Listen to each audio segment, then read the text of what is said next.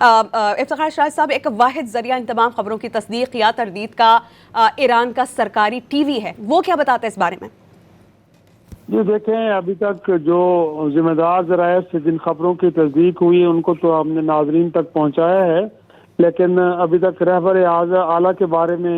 اس حوالے سے نہ تو ایران کا سفارت خانہ اس حوالے سے کوئی کنفرمیشن دے رہا ہے، اور نہ ہی ایران کی جو مختلف نیوز ایجنسیز یا وہاں پہ پریس ٹی وی اس حوالے سے کسی قسم کی کوئی تصدیق کر پا رہا ہے۔ یقینی طور پہ وہاں سے اطلاعات کا آنا ویسے بھی اتنا آسان نہیں ہے، کیونکہ مواصلاتی رابطہ میں بھی خلل پیدا ہو رہا ہے، لیکن یہ ہے کہ ہم بھرپور کوشش کر رہے ہیں کہ جس وقت کلیمز کیے جا رہے ہیں اسرائیل کی جانب سے، کیا یہ واقعی وہاں پہ ایک انریسٹ کی فضا پیدا کرنے کے لیے، کیونکہ کوشش یہ کی جا رہی ہے کہ اس طرح کی خبریں پھیلا کے ایران کے اندر جو عام لوگ ہیں ان کو سڑکوں پہ لایا جائے تاکہ وہ رجیم کے خلاف اٹھ کھڑے ہوں، تو شاید اس کی بنیادی وجہ یہ ہو سکتی ہے۔ ادروائز جو وہاں پہ اس وقت صورتحال ہے اس سے متعلق جو ایکچوئل پوزیشن ہے وہ تو ایران کے مختلف ذرائع ہم تک پہنچا رہے ہیں، جیسے ہم نے ناظرین کو بتایا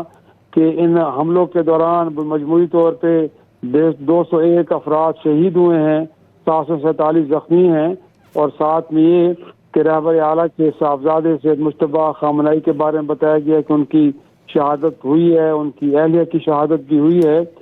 لیکن اس کے علاوہ ابھی تک کوئی تصدیق نہیں ہو پائی، کیونکہ آپ کو یاد ہے کہ گزشتہ سال جب اسرائیل کی جانب سے حملے کیے گئے تھے اور پہلے ہی حملے میں وہاں پہ ان کی مسلح افواج کی قیادت کو گئے کہ شہید کیا گیا تھا، تو ایران نے اس کی کنفرمیشن میں کوئی زیادہ وقت نہیں لیا تھا۔ تو اس وقت ہمیں لگتا ہے کہ جو اسرائیل کی جانب سے کلیم کیے جا رہے ہیں ابھی ان کی صداقت کے بارے میں ہمیں ڈاؤٹ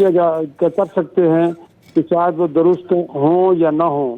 اور ان کے پیچھے جو میں نے کہا کہ جو لاجک ہے، جو منطق ہے، وہ یہی ہے کہ جب ایران کے اندر عام آدمی تک بھی خبر پہنچے گی کہ اب رہبر اعلیٰ نہیں رہے، تو خیال یہ ہے کہ رجیم کے خلاف لوگ اٹھ کھڑے ہوں گے اور ایک عوامی مظاہروں کا سلسلہ وہاں پہ شروع ہو جائے گا، تو شاید اس مقصد کے تحت اس طرح کی خبریں پھیلائی جا رہی ہیں۔ جی اچھا افتخار شاہد صاحب، سعودی عرب یہ کہتا ہے کہ بین الاقوامی قوانین کی خلاف ورزی اور ریاستوں کے خود مختاری کو چیلنج کرنے کے سنگین نتائج برآمد ہوں گے، دوسری جانب ایران یہ کہتا ہے کہ وہ اپنا حق دفاع استعمال کر رہا ہے، یو این چارٹر کے عین مطابق ہے، اس کا موروثی اور قانونی حق ہے، اس پر آپ کی رائے؟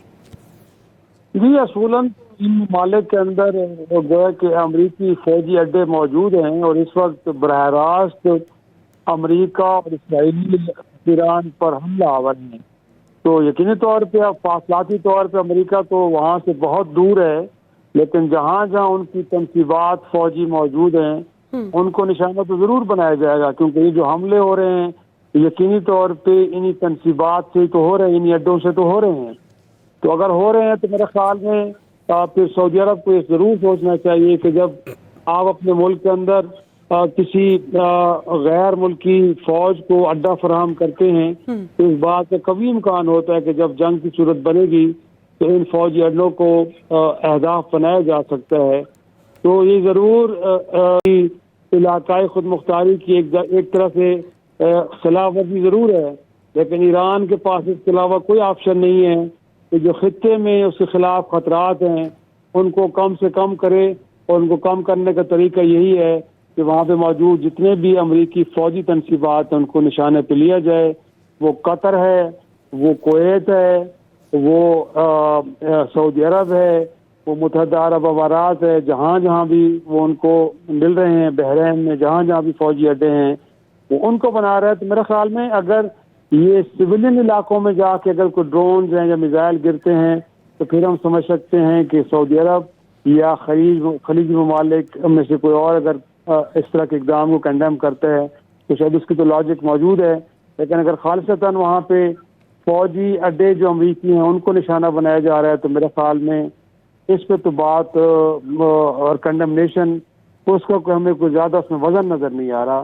تو ظاہر سی بات ہے ایک طرف اگر آپ اپنی علاقائی خود مختاری کے حوالے سے اتنے کنسرن ہیں تو پھر اس وقت جو ایران کے خلاف وہاں پہ کارروائی ہو رہی ہے یک طرفہ طور پہ، گویا کہ کسی قسم کا کوئی ایمیننٹ تھریٹ، کوئی فوری خطرہ نہیں ہے ایران کی جانب سے، اسرائیل کو بھی نہیں ہے، امریکہ کو بھی نہیں ہے، لیکن جواز یہی بنایا گیا ہے کہ ایران کی جانب سے خطرہ لاحق ہے امریکہ کو اور ان کے اتحادیوں کو، لہٰذا اس پہ حملہ کر دیا گیا ہے۔ تو نہ تو اقوام متحدہ کو اعتماد میں لیا گیا، نہ عالمی برادری کو اعتماد میں لیا گیا، اور یک طرفہ طور پہ دو ممالک نے فیصلہ کر کے تو خطے کے اندر جنگ کو چھیڑ دیا ہے۔ تو اس جنگ کے چھیڑنے کے اقدام کو بھی یقینی طور پہ کنڈیم کرنا چاہیے، کیونکہ پچھلے عرصے میں ہم نے دیکھا ہے کہ جب اسرائیل کے اندر امریکہ کے سفیر نے ایک اسٹیٹمنٹ دی جی تو عرب لیگ سے لے کے OIC اور اس کے بعد جی تمام عرب ممالک نے اس کو کنڈیم کیا۔ تمام عرب ممالک نے بھی اس کو کنڈیم کیا ہے۔ افتخار شرازی صاحب اپنی رائے دے رہے تھے اس اہم معاملے پر۔ ایران پر جنگ مسلط کر دی گئی ہے امریکہ اور اسرائیل کی جانب سے، اور ایران بھی جوابی کارروائیاں کر رہا ہے۔ افتخار شرازی صاحب بہت شکریہ آپ کا۔